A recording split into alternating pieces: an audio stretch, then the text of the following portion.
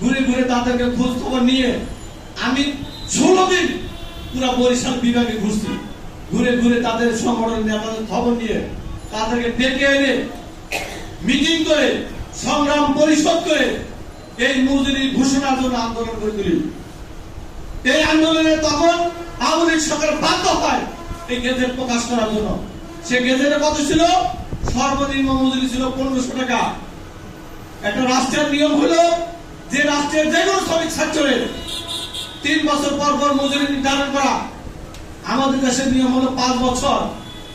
আমরা দেখলাম 9 সালে নিজে ঘোষণা করছে, তারপর এটা 14 সালে ঘোষণা করার কথা ছিল। আমরা 14 সালের মজুরি নির্ধারণ জন্য সংগ্রাম করি। এটা করতে করতে 17 সালে আমাদের দেশের রাজনৈতিক দলগুলি নির্লজ্জ বেফার মতো এমন একজনকে এখানে মেম্বার করেছে যে এটি দলীয় একজন লোককে সেখানে মেম্বার করেছে। এই ছাত্র সম্পর্কে কোনো ধারণা তার নেই।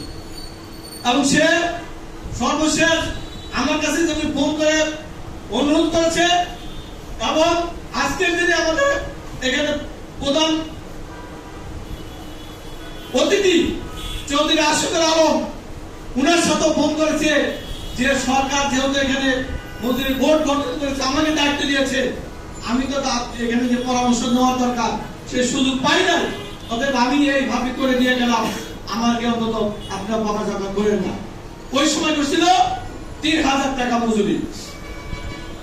17 সালে আমরা এই বলছি যে এইটা শ্রমিকদের সাথে প্রতারণা করেছে, বিশ্বাসঘাতকতা করেছে।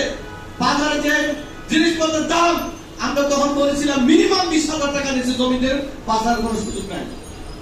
20,000 টাকা মজুরি নির্ধারণ করা হোক, আর যে মজুরি যা দিচ্ছে এবং শ্রমিকদের জন্য যে আইন আছে সে আইন কার্যকরী করা হোক। এই জন্য আমরা লড়াই শুরু করেছি।